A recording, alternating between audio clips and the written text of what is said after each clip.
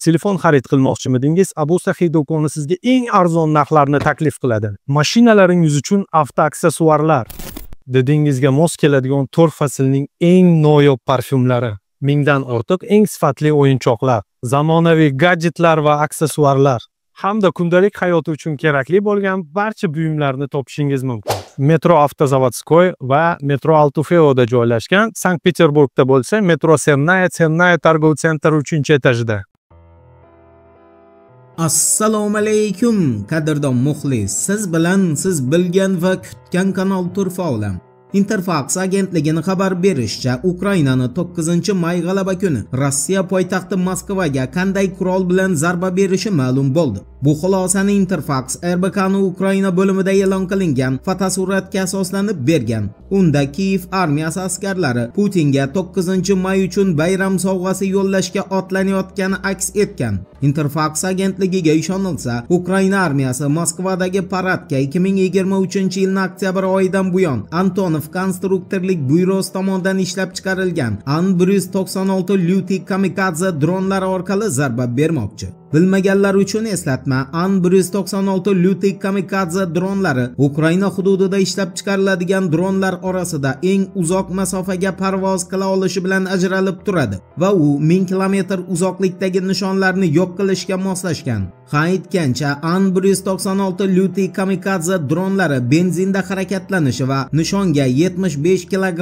og'irlikdagi portlovchi modda bilan zarba berish imkoniyatiga ega. Ammo shuni unutmaslik kerakki, bordi-yu Kiyevdan Moskvaga bir dona shunday dron yoki raketa yetib kelsa, u holda Ukraina poytaxti areshniklarni qabul qilishga majbur bo'ladi. Bu haqida xabar bergan baza agentligining axborotiga ko'ra, 8-may kunidan Rossiya Ukrainaga o'q uzishni Putinning buyrug'iga ko'ra butunlay to'xtatdi va ayni paytda Ukrainaning hech bir viloyatida har doimgiday havo trevogasi yangrayotgani yo'q. Poytaxt Kiyev ham tinch.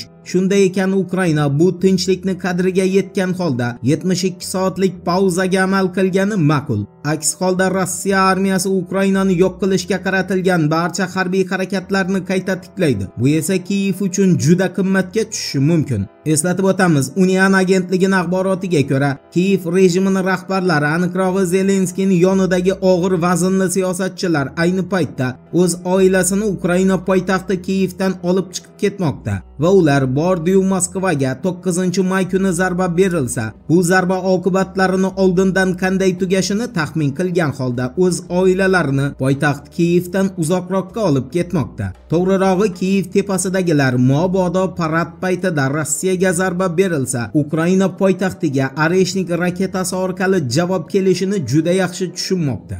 Endi Qo'shma Shtatlar Moliya vaziri Scott Bessentni Putinga bergan kutilmagan ta'rifiga to'xtalamiz. Diqqat bilan eshiting.